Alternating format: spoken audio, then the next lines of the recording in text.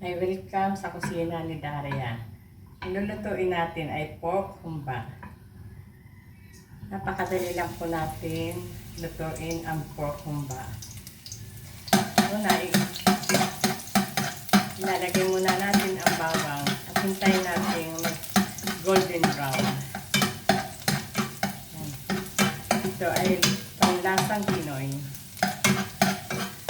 Sa ibang lugar, ang tawag sa humba ay paksiw na pata. Pero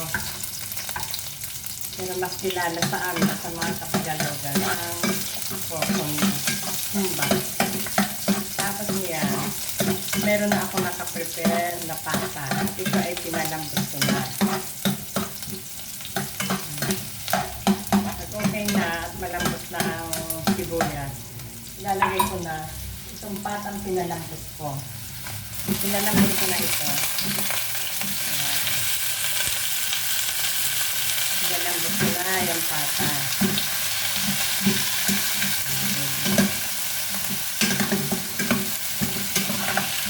Para madaling lutuin. Next na ilalagay natin. Medyo malaki yung pata, hindi na tasad. Kasi pero malambot na yan, malambot na. Then, susunod natin, ilagay na natin agad ang pineapple para masimsim ang lasa. Masimsim ng laman ng baboy ang lasa. Yan. Tapos, yan, halu-haluin sa kumulo at lagyan na rin natin ng toyo. Yan.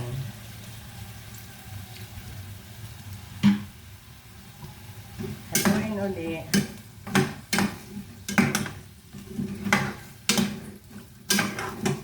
Hanggang sa kumulo. At ilagay na rin natin. Naglalagay ako ng laurel at pamintang buo.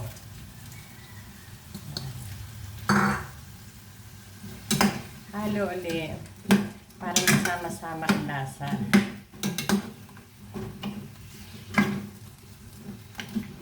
At maglalagay din tayo ng pamintang dorogo.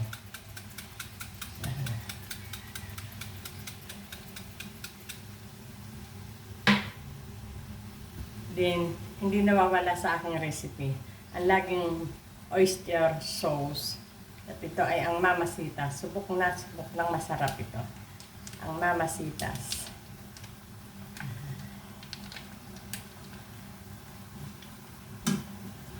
Kailangan natin sa humba ay yung naglalaban ang tamis, asim.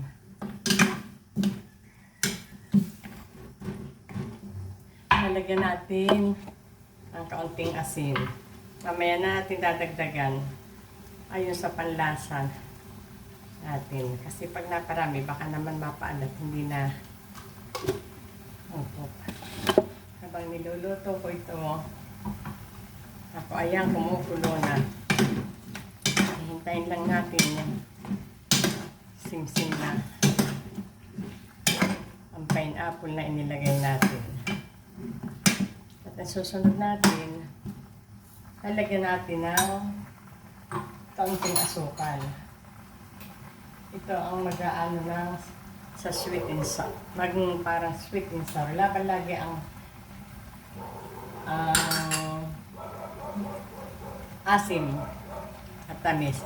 At lalagyan din natin ng suka. Kahit anong klaseng suka. Mag-plain o ano man yan. Yan, at kumukulo na. Hihintayin lang natin na parang lumapot yung sabaw. Malambot na yung malambot na yung balat. Yan, mapapa-unli-rice ka dito.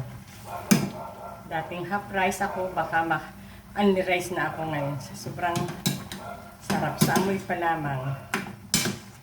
Kailangan laging naglalaban ang asim, tamis. Yan, medyo titikman natin kung tama na ang mga rekado nilagay natin.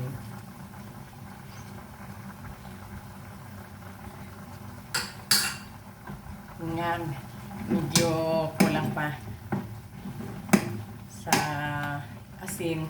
Yan, lalagay natin. Lalagyan natin ng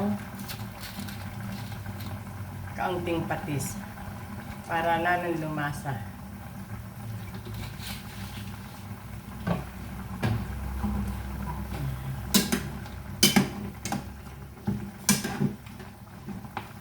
Siguro kakatin natin yung sabaw para yung makikita natin medyo malapot. So mga 5 minutes pa ito. Ayan. Ang sarap niyan. Yan, makikita naman natin malambot na yan. Masisimsim na lahat ng mga rekado diyan. Ang pineapple, suka, tuyo at ang mga rekado. Yan, medyo lakasan natin ng apoy para madaling maluto. Yan po ang ating humba. Mga panlasang Pinoy. Yan, hayaan natin kumulo muna.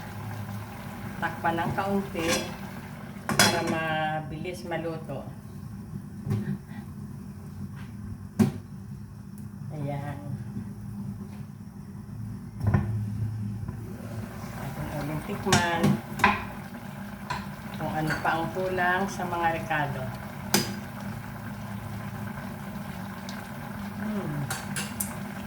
Tama-tama lang. Ayos.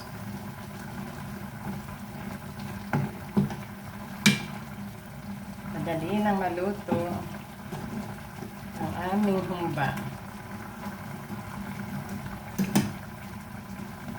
Thank you for watching sa kusina ni Daria. Ayan, okay na yan. Madali na. Madali nang maluto. Medyo naglalapot lang sa sabaw.